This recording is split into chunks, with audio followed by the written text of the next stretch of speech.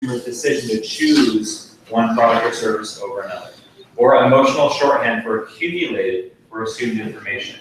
A brand is present, and I like this part of the quote, a brand is present when the value of what a product, service, or personality means to the audience is greater than what it does for the audience. All of these brands mean something to us. They mean different things to different people, but there are words, thoughts, feelings associated with these. Sometimes some are more obvious than others. Not all are positive. We have our own perceptions and reasons for feeling that they're positive or negative. Sometimes it has to do with a product or service that creates an emotional benefit or emotional reaction for us. Sometimes it's based on what the company does in the world and how they treat their employees and how whether they do sustainable sourcing or other things they do that cause a reaction for us, right? The reason why we choose things like Apple Computer, there is a branding component there that a lot of us, or maybe some of us, aren't always tapped into as to why. What's that decision point where we decide to choose an Apple versus a competitive product that is cheaper but just as good, or the same cost and better, right? There's a reason why we make these purchasing decisions.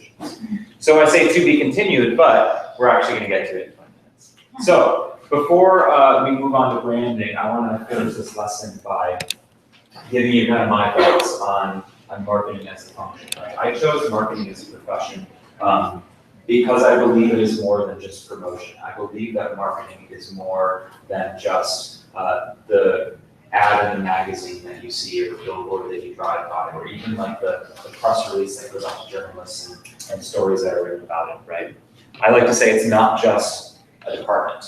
This is a very typical quote about marketing and how someone would define marketing. Marketing is advertising your products to people so they buy them.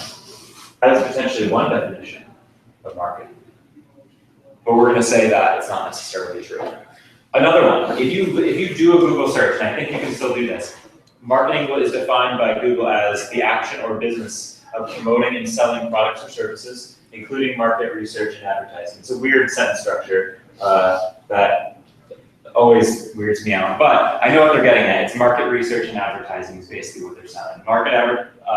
So research, promotion, and selling, basically. I'm going to argue, and a lot of other marketing professionals will argue this, that this doesn't go far enough. Here's how the American Marketing Association defines it. Marketing is a process of creating, communicating, delivering, and exchanging offerings that have value for customers, clients, partners, and society at large. It encompasses the entire process of marketing and extends beyond just one department, including your marketing department, right? A lot of you guys have Apple computers, right? Other people, you don't have that, even if you don't have it in front of you. Raise your hand if you own a Apple MacBook or iMac or a laptop, right? Hands high in the air. All right. For at least a period of 3 months, keep your hand up if you kept your box. A lot of hands are still up if you kept your box, right? Packaging and the experience of getting a product, and the experience of where you see the product and how you purchase it, the experience of going to the website, the experience of going to the store, how it's actually delivered to you, what happens when you open up, when you're using your MacBook, and the whole user experience around it. These are things that are not designed by marketers, but that marketers care about because it helps define the product. Every single touch point of this product and brand is also marketing. So it's not just the promotion of something that already exists, but being able to identify who is out there and what needs they have and what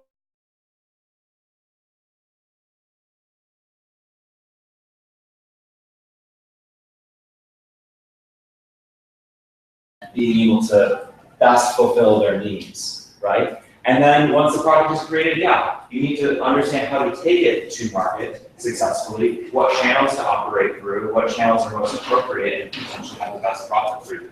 Things like break-even analysis should be important to marketers, and knowing what countries or states or retail stores are online, and then being able to develop sites around it and selling models around it. And then of course with delivery, like what happens, like what is the experience that the customer, so what is the customer experience as they're getting that product or service or experiencing it for the first time and subsequent times? Then ultimately, how do we extend that into a feeling and a relationship to retain customers and get referrals, right? So there's an entire life cycle that marketing cares about, which is why we don't want to just focus on the promotion side, which is very often what happens. As marketers, we need to answer the following questions. What needs exist? What niches or positions to go after? Who to create the product for? Where to offer it? How we're going to deliver value beyond just the features of that widget, right? It's beyond just a bullet pointed list of features of that product. How to communicate that value in ways that are relevant to our users, and then ultimately what we need to measure, analyze, and then ultimately optimize once we've done the analysis on our activities and how we've gone to market. How do we make it better, continuously make the product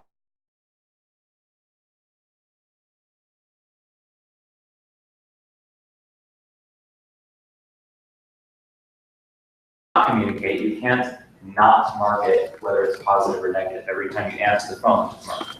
Every time you send an email to a customer, whether it's an internal, like a sales or fulfillment email, or a promotional email, so it's still marketing. Every word on your website is marketing. Every error message or experience that a customer has in dealing with your company is marketing. Has anyone bought from Zappos before? Right. What's the experience like buying from Zappos or dealing with their customer service? Anyone dealt with their customer service before? All right, we'll come back to that in the next slide. That's good stories about that.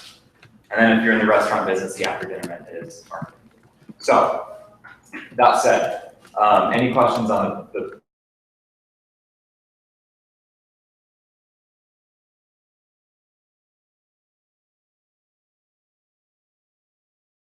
there as marketers and go, okay, then what product do we create? By answering those questions first. Does it come from a different angle than?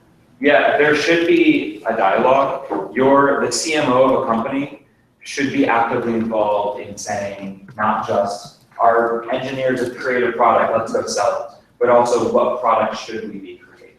That should be a conversation that is happening. The data that you get from, and there's a talk later on this course, or a video that we look at called, it's a TED Talk on flavors of spaghetti, which is a Malcolm Gladwell TED Talk about understanding the process of looking at sales data and market research and determining what you should actually be bringing to the market to begin with, which is often, rather than making a decision, an internal decision, and then trying to maximize the value of just your internal decision, right? If we listen to our audiences, if we do market research that is a function of marketing, then it can tell us what we should be bringing to market.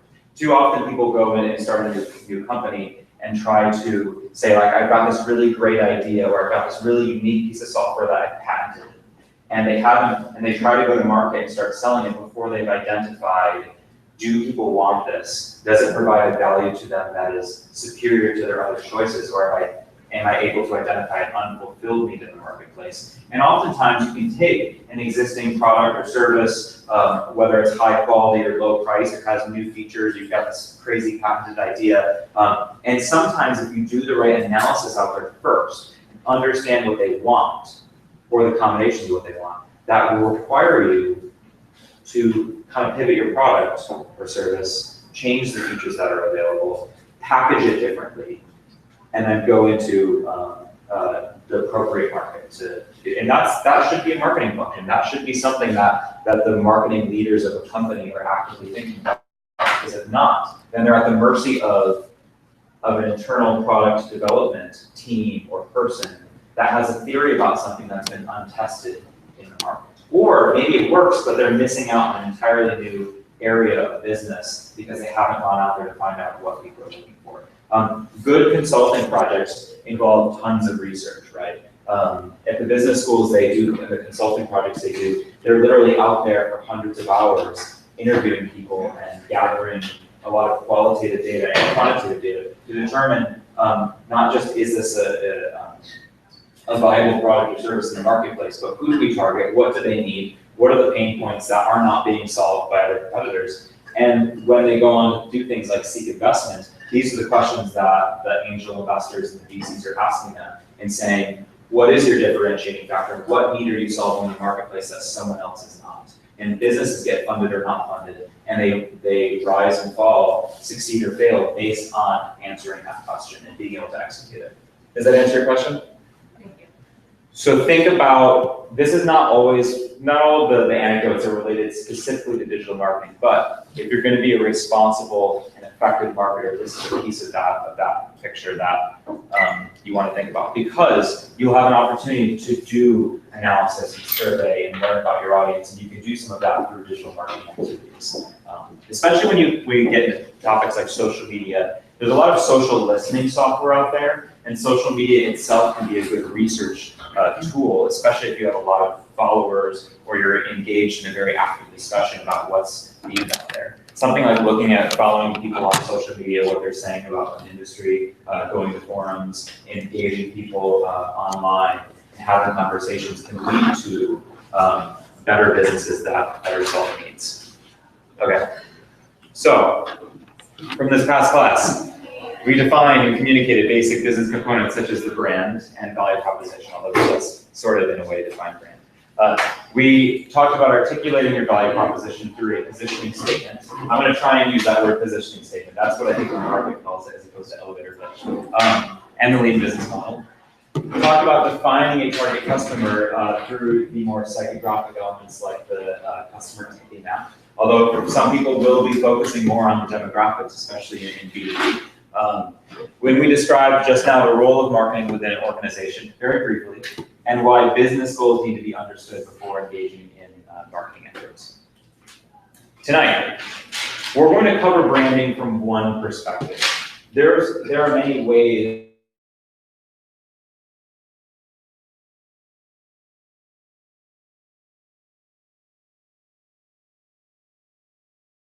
there are other ways to teach this material, so hopefully you all take something valuable from it. But if branding is a big part of your professional development, or you have a brand that, or you have a company that needs a big focus on branding, I would absolutely encourage you to continue to use this as a starting point and continue your research into it. But I'm going to give you some things that will especially help you towards your final project and thinking more objectively about your company's branding.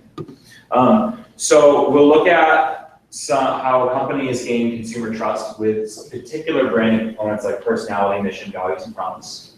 We'll analyze how brands will define these components and then use them to influence customer perception, because your company is not what you say it is, truly what your customers and your audience is saying. How to articulate that by using a brand brief, and I'll, for educational purposes only, share one that literally was just used by a branding agency. And then, of course, we'll talk about the effects of positive branding, how that can impact our marketing and financial performance as a company. One thing to keep in mind is that your brand does not equal your product or service. Based on the timeline of patents and the ability to reverse engineer products and software, and pretty much anything that's created can be reverse engineered and built by someone better and cheaper sometimes. Your products can be copied, your prices can be matched or beat, and the people who are your best employees in brains and operation can be lured away by people with more money who offer them more money and prestige and a work environment closer to home, or the ability to telecommute, right? A lot of people are lured away from companies for the purpose of their expertise, right? So I like this quote from professor at Kellogg School: the art of marketing is the art of brand building. If you're not a brand, you are a commodity. Then price is everything, and low-cost producer is the only winner.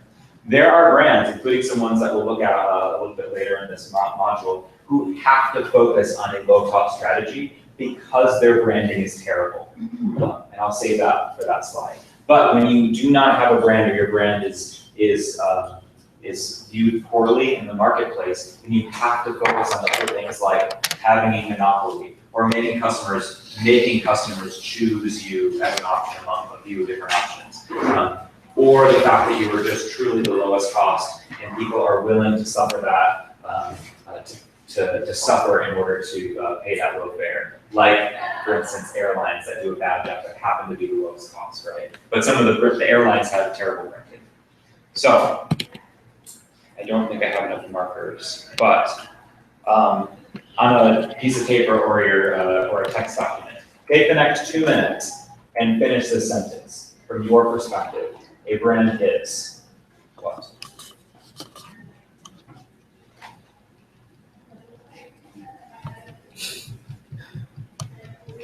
No wrong answers yet. Never wrong answer, right?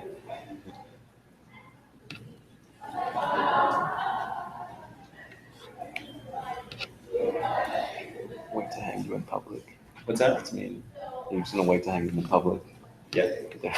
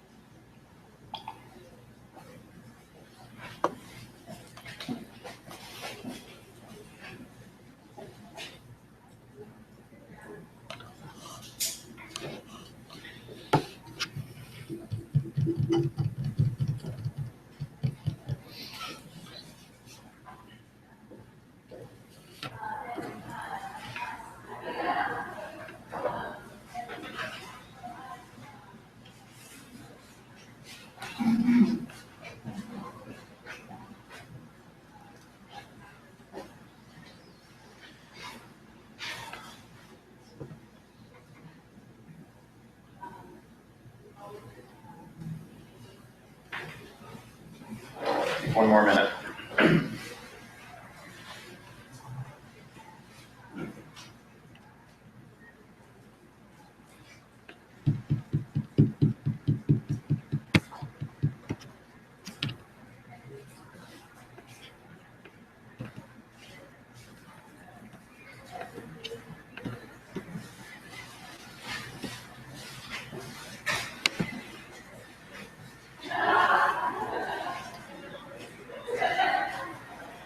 Okay, I don't care how you decide who's answering. I'm gonna have 2 ideas from each column of tables here. You guys sort of have your people to choose from. So 2 ideas on answers of what you feel a brand is. Storytelling. Brand is storytelling. Sounds like there's a period after that. Cool. One more from this side. What's that? Is an idea? No, you were thinking. Oh, your identification. Okay. Brand is identification. So like who you are, basically. Second group. 2 ideas. A brand is what? The clothes, basically, what the IZ thing is like a fingerprint, sort of. I'm gonna credit you, but I'm gonna put it on this one. Okay. Did you have a secondary one? For the same thing. Okay. Fingerprint, I think. Well, Emotional.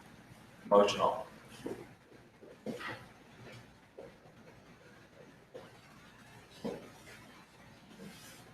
Because it taps into emotions, yeah. What an An asset. Our brands. Is a brand value an asset? Can you put it on a financial statement? You actually can. If your brand is big enough, some companies will depreciate the value of brands or use it as like an asset that, on their financial statements. Yeah. So, here, one more person on the side opportunity. Yeah. It's a representation of consumers' perception. So I'm going to say represents consumer perception. Good. Third column of experts on branding. 2 ideas. Image. More. That's no longer has the personality of your company or products. Oh, okay, we didn't use that word. Personality, which includes positive and negative feelings of it, and a visual image of it. Right. And we'll touch on personality too.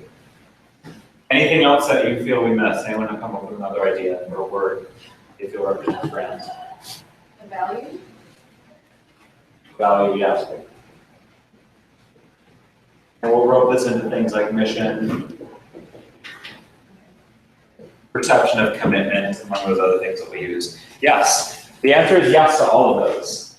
Because in some way, shape, or form, they all play into the story or the personality or the image, right? And they all tie back to, so someone said was the customer perception of your company. These all will tie together, and we'll see some examples of this. Go back to this idea that brand is a person's gut feeling about a product, service, or organization. It belongs to a person because brands are defined by individuals, not by companies or entire markets or industries or what is on the boilerplate of a press release. And it's a gut feeling because people are emotional, intuitive beings, and they make purchasing decisions based on emotional things. There's a study that was done, I think it was USC, where they looked at, they did a study on people who were able to, who had a part of their brain, like they had damage that damaged a specific part of their brain that impacted their emotions. And they gave them intelligence tests. They wanted to say, are these people still intelligent creatures who can function normally, can go about their lives normally, can achieve things in the workplace, etc. But then they tested them with very specific things around simple decision making, like what restaurant they should go to in a given day, or what they should buy at the grocery store, or other, like the snap decisions on which cars they like better. And they found that there was a particular part of the brain that when their emotional capacity was impacted, even though they were very intelligent people, had a lot of difficulty making some of the simplest decisions that involved just snap judgment intuition. If they wrote down all the features and benefits and they made their Excel charts, they'd be able to figure it out on logical decision making. But when it came to those snap judgments and just how you felt about something, even as simple as which restaurant should we go to tonight, they had a lot more difficulty than people in their control group who didn't have that same issue. So literally, there's science behind the fact that we are emotional intuitive in decisions that we don't even think are emotional decisions. Back to this quote here, brand is emotional, shorthand for accumulate and assume information. Present when the value of what a product, service, or personality means to its audience is greater than what it does for the audience. The brand, you're welcome to disagree with me, but I'm going to argue here that the brand of Disney is greater than the impact of any one of its products, whether it's Mickey Mouse or the Lion King, or people who belt out that song from Frozen, right? That what Disney means to people is stronger than any one of its individual products, no matter how well it sells. Agree or disagree? You don't always have to agree with me, but I think this is a relatively clear case on it. I don't know, I love the Lion King, but. So why do brands even matter? And maybe why does it matter for the purpose of digital marketing? Branding is in our DNA as marketers, and it's in our DNA as customers to evaluate when we're making purchasing decisions, especially considering the fact that there are so many options available to us before. Humans have always traded, bartered, or dealt with other humans, not faceless organizations in some way, shape, or form. When we think about our customer empathy map, right? Thinking about, looking at it from the brand's perspective, the empathy map of the customer of Starbucks, or BMW, right, or Target, or any of those other companies that we're evaluating, right? It shouldn't be so hard to believe that we look for, because we are emotional beings and we have goals and dreams and motivations and all that, and problems that we're trying to solve in our lives that we use products or services to solve for us. It shouldn't be surprising that we look for human characteristics in companies, like their values, their purposes, their mission, their promises, and what the personnel, all the things that you actually described, right? You defined those things. So those are things that we look for in brands, even if we're not just specifically thinking about that when we're buying a brand of mustard, right? We don't think about the personality, but there's an intuitive feeling that we have about a brand based on the way we perceive the company, we perceive the product, our past experiences with it, an ad we saw on TV, etc.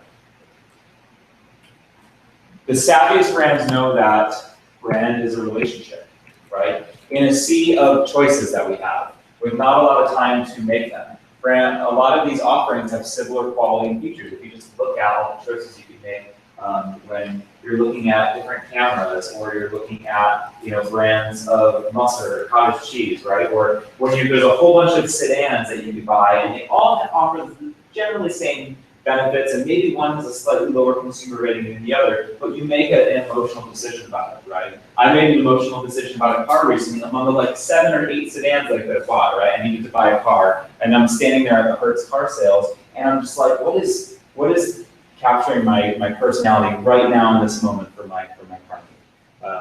I'll tell you what car about later. We also tend to base our buying choices on trust, right?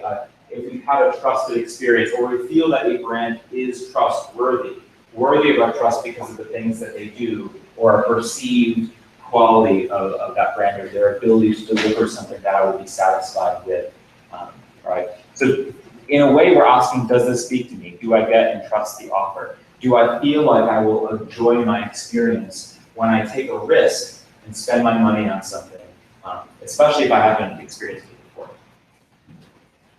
The problem is that companies often forget this, especially marketers are often so guilty of this, especially if they haven't worked in brand environments. So there's a tendency for us to focus on attributes and features of a product. Remember, like going to market with a product because it's a new idea, and because someone else hasn't designed something like this, or we own a patent on it. Therefore, it must sell well. We fall into that trap way too often. So we focus on the benefits because we assume that customers are buying all the time based on functional products, not necessarily the benefit it provides to them, and more importantly, how they feel about those benefits and how they feel about that company as a whole. Customers are not logical. Functional benefits rarely provide a basis for sustainable differentiation, and especially a relationship with your customer. I kind of tied 2 quotes together, but it worked, I guess. People choose brands for a variety of reasons. Oftentimes, there's a functional aspect to it, like quality, customer service, price, convenience, social responsibility, and other things. Trustworthy and relevancy is important, but oftentimes, there's a perception of it. There's a perception of quality based on what things look like, or how we feel about the company, or what they do, or how long they've been around. Think about like when you go to a website of a brand or a company that you've never done business for. All you know about a company, especially if it's like a product or service you've never had to engage with before, we look at the website now. We're going to get to user experience design or user experience marketing in a future session, and we're going to literally go through the process of ordering, not really, but like pretending to order plane tickets and then ordering takeout food. And we're going to think about like how we feel about those companies based on what our experience is online. So oftentimes it's our perception of these things, even if they're not true. There are a lot of companies out there that create a perception of quality or performance. Can anyone think about one of those brands? Not the best on the market, but there's a perception of quality. Maybe you kind of got to that point where you're like, you know what? Actually, it's not the best, but I thought it was best at the time. Apple, right? That's definitely an example. They're great computers. I've been using Apples for a long time. I know that I could get the experience, the features at a price somewhere else. Sure. Volkswagen cars. Volkswagen? I don't drive Volkswagen. Tell me about that. No, we just found out the whole thing that they have been lying to us, and there's a certain They have? identity. Yeah. What have they been lying to us about? Diesel. Oh, right, yeah. It's a huge thing right now where customers have been so loyal for years because of a certain perception they have towards about the brand. And makes them, people they have a great carbon footprint, et cetera, and now they I'd be so unhinged the entire brand. Good example. What else? Back to the Apple example. When I was in college, I remember asking another student why they had an Apple computer, and they said they wanted a fast computer. So they obviously made PCs that are equivalent or even faster. The perception that was Apple makes fast computers. Right, gamers know. Yeah. PC gamers totally know that you can buy these amazing Yeah. PCs for less than the cost of an Apple if you're looking at performance, right? Yeah. Yeah, but if Samsung or another brand makes better computers than Apple, I never seen a movie about the founder of Samsung. That's a good point. What about GoPro, right? Is GoPro the best action style camera on the market? I don't know what it is, but GoPro, they make pretty good, but they're not top of the line. There are other companies that make cameras that you can take and you can put on a surfboard with you, right? And kind of travel around for a better price. But when you go into a sports store, or like an adventure sports store, GoPro is the one that you see in that case, right? Because there's a customer perception there. And their branding is fantastic. Their promotional materials are fantastic. I mean, if you can watch a guy jumping from a hot air balloon up in space and he's got a GoPro on, that's a pretty good campaign, right? Even if they're not the best product on the market, it's what they represent. So brand is a set of expectations, memories, stories, and relationships that taken together account for a consumer's decision to choose one product or service over another.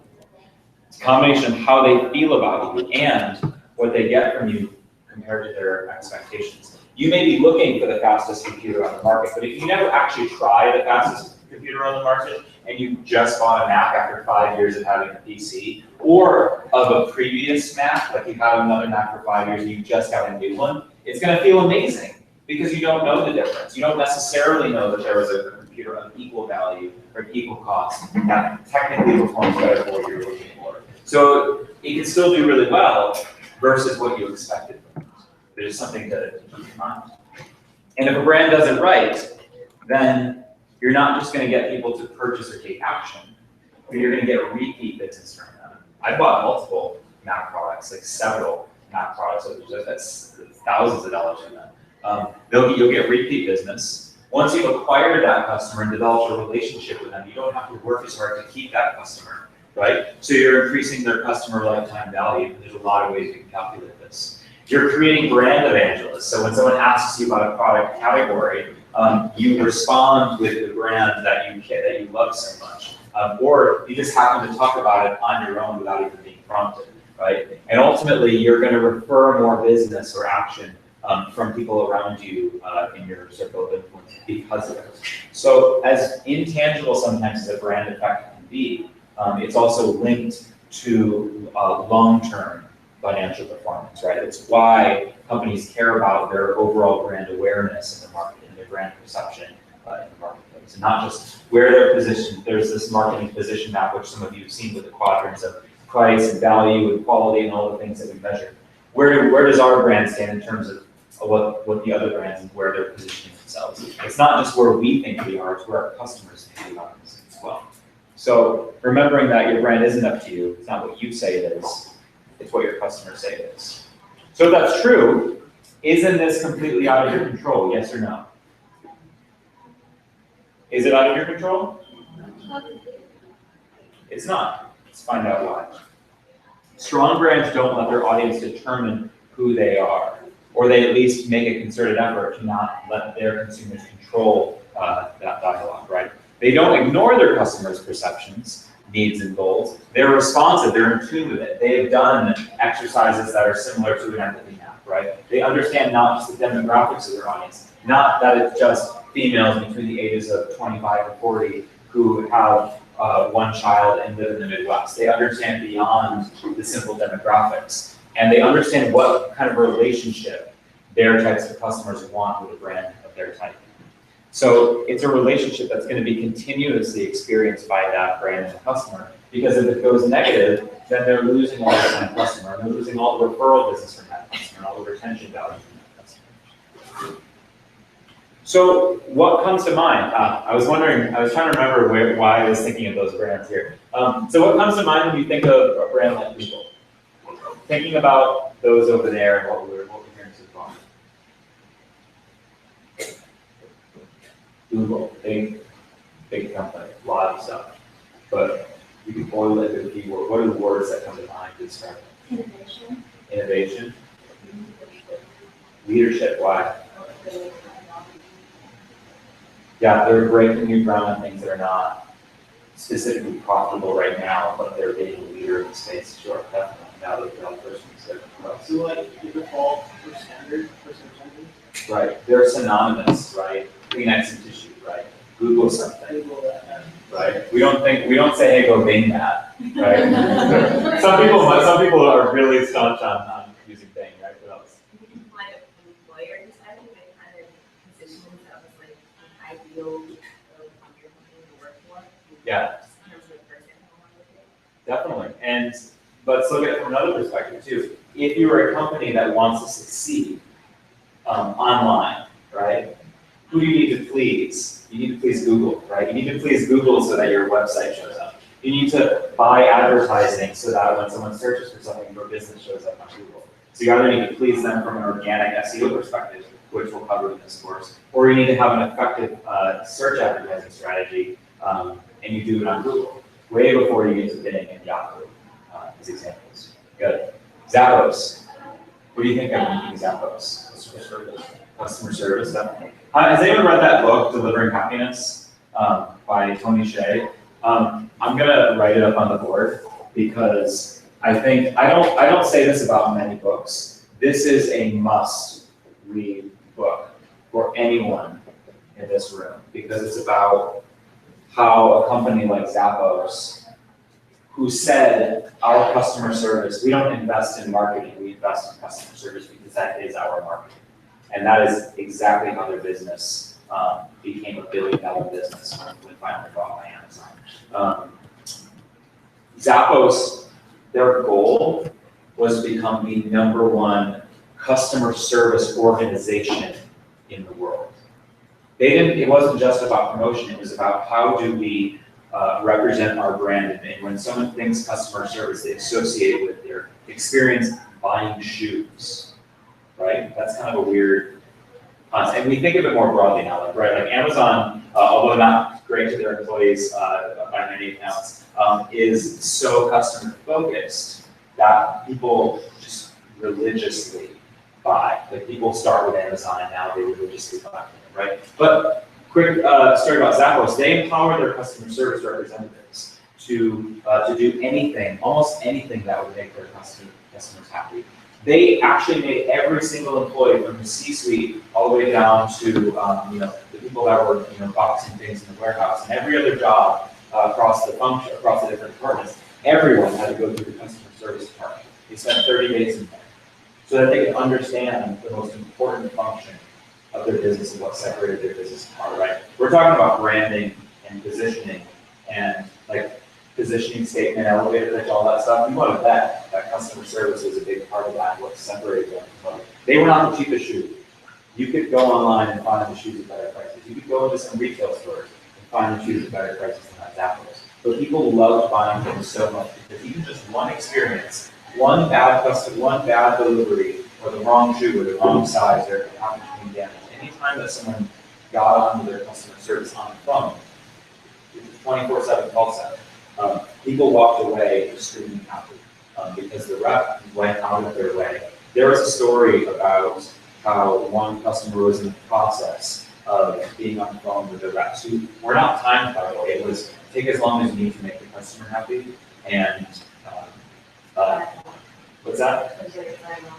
Yeah, there was one person who was on like a 5-hour call. Another time when, and I don't remember if the story was related to that one, but during the process of these 2 or 3 calls to help this woman buy a pair of shoes or whatever, a family member had passed away. And she just mentioned it in passing. So the customer service was asked the manager to do a favor, and then all of a sudden the customer received a basket of flowers at a funeral home from Zappos. Right? Another time when the company executives were at a shoe convention. They have conventions for everything, right? And so they're at the shoe convention days, which is a very popular place for fashion, sourcing, branding, all that stuff, and doing business. And while they were there, they were joking. Zappos was joking with some of the leading manufacturers and said, our customer service is fantastic. You can ask them for anything. And they said, oh, yeah, the manufacturer said, yeah, but I bet, would they order us a pizza if we asked? Just joking around and said, well, call them and find out. And the customer service rep would literally help them choose the pizza they wanted on the phone, find the nearest delivery place right in Las Vegas, and help them place the order like they got them on hold and they placed the order over the phone for them, collect the information. Without even saying we don't do that, they just, whatever they wanted, basically. So the manufacturer is pretty wild, and I'm sure they put their shoes up on Zappos after that. But the point is that some companies understand their brand and what they are aiming to be in the marketplace so well that they will go to any lengths in order to achieve it, and their customer service was their market. Now, why do I bring this up in a digital marketing class? Is because there are ways that we have to understand. We have to understand what our brand means if we're going to do anything in a digital space, because it will be more effective if we define our brand, if our customers see us the way that we want to be seen, and we're able to communicate with them and start a relationship with them. And all of the ways that we do communicate with them are both online and in traditional senses, but we can measure it as well. And when you get down the road and you're actually measuring two different messages, one that is in line with your brand and one that is not, you will start to see more and more that the ones that are truly in line with your branding and your positioning in that sense do perform better when you A/B test them with different images, with different headlines, etc. Tesla. What do you think of when you think of Tesla? Innovation again, yeah, right. Tesla open sourced its, or not open source, but they opened up their technology, right? Because they want to change an industry. That's not always the smartest thing to do with companies, but they did it, right? Because they want to be innovative, they want to change the world. Prestige, yeah. Brief. What's that? Brief. Brief? Why brief? Because Tesla, Elon Musk wants to create this new, green source of, like basically to replace oil, right? Mm-hmm. So it's better green. Oh, brave, yeah. Yeah, definitely. Yeah, absolutely. So what I'm trying to get at here is a company's branding strategy succeeds when their customers describe their brand similar to or exactly how they would wish to be described. Do you think that the words you used are the way that these brands want to be described? Right? You guys came right out and said customer service with Zappos, right? You said innovative, leadership with Google, right? We repeated that innovative, brave, right, with Tesla. Do you think the companies would want to be described this way? I would say so, absolutely. So, take a look at this list. I'm not trying to knock anyone, right? If you've ever worked at these companies, but just think about that, your experiences with these brands. Your guys' work on mine, right? No, Time Warner Cable, right? Raise your hand if you've had a very bad Time Warner Cable experience before. I'm leaving mine in at potential, right? Raise your hand if you've ever had a bad experience with United Airlines or something that really upset you with United Airlines, right? I know, I think I mentioned last time I missed so many flights because of it, right? And just characteristics of it. So, aside from just like, shitty, evil and all that stuff, like what do you think about what are the brand related words that come to mind when you think about like Time Warner Cable, for instance? Bureaucracy. So, what's that? Incompetent. Incompetent. A What's long that? wait time of a phone. Yeah, long wait times, Also right? monopoly. Monopoly. So like we see it as a little bit more of a faceless corporation. Would that be fair to say? We don't think of them in terms about customer service. We don't think about a high value company. We don't think about Are they more personal than like? maybe, I guess depending on who you get on the phone. We don't think about them with positive brand terms. Now, arguably, right, they're a profitable company and they're a very big company. So somebody who invested in this early on is very happy, and a lot of people are employed by them and have sustainable, can sustain their lifestyles, right? But kind of looking back at what I said before, if they have such a negative brand perception among even just all the people in this room, but a reflection of what probably a lot of the people out there feel about Time Warner Cable, why are they successful? There aren't a lot of other options. There aren't a lot of other options. I don't use examples of brands that have completely failed because I wanted to present examples of ones that you know right now. But if they were not the only option, and they won't always be the only option, right? There will be the Googles of the world that will present us with other options when they strike down these really entrenched agreements with TV networks and that kind of stuff, right? Where eventually the Time Warner cables of the world will become obsolete. They're protected right now by agreements and contracts and relationships that take the power away from consumers in making choices. But over time, those industries will change, and Time Warner Cable will either need to change its brand perception or have to find a new way to lock itself in as one of the players. There's a reason why when I don't remember what it was called, but it was the reclassification of the internet as a public utility. I don't remember that stuff. There's a reason why companies like Time Warner Cable and Verizon and some yellow were lobbying against it, whereas like Facebook and Google and other internet companies were for making it a public utility, was because it does actually threaten their business model. It means that it's hard for them to have pricing tiers for different people, for different organizations who use it. So the point is that if you have a really negative brand value amongst your customers in the open market, it forces you to rely on other things in order to be successful, like a low cost, right? Walmart, arguably, some people like the brand, some people hate the brand. Some people look at the brand as based on the way that they treat their employees or fighting against like utilization and all that. Walmart actually used to be a very, very, very well-respected brand. I would say probably back in the 80s, I think, they were extremely focused on developing people's career, their wages, their benefits, treating their employee base really well. And amongst the general community, Walmart was a strong brand. Today, especially among like millennials and like kind of the generation older than that, it doesn't have as good of a reputation. However, they're such a strong cost leader because they're operationally so efficient across every area of their operations that they still maintain a heavy share in this kind of like in this market, like the buy everything in one place sort of market. Whereas Target straddles that value in cost, Walmart owns the low cost market. They destroy the Kmart's of the world with their operational strategy. So for them, they can support a not so great brand, whereas other companies that don't ever make this list because we don't even know them anymore, like they may not necessarily. So company's brand strategy fails when their customers describe their brand differently or opposite to how they wish they would be described. They didn't control the destiny. A misaligned brand perception is not only harmful, but very difficult to reverse.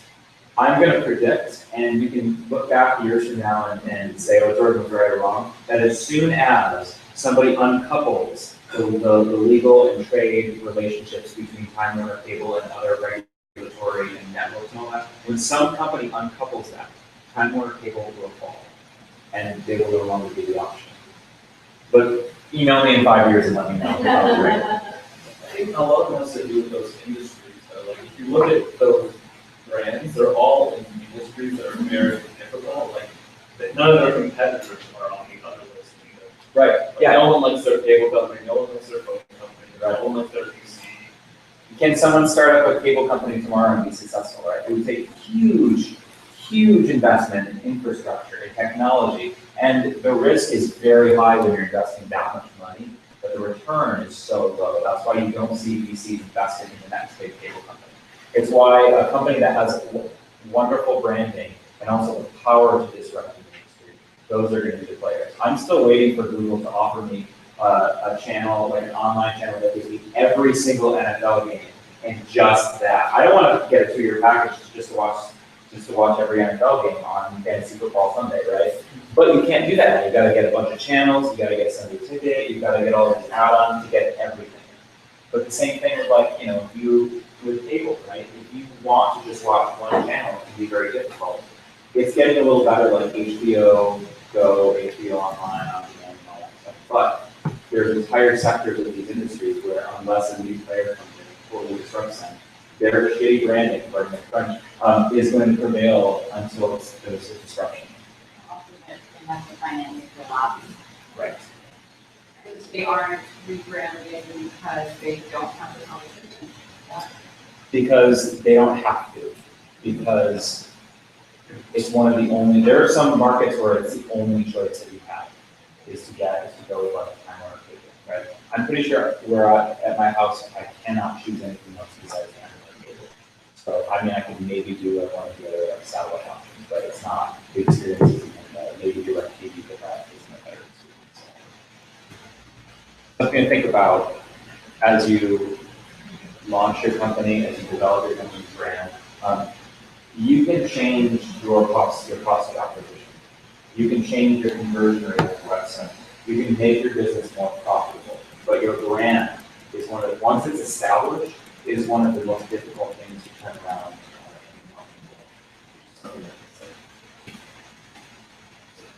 Let's take a 10-minute break after all that, and we'll go into some of the components of brand. There's coffee, there's water, there's batteries. So you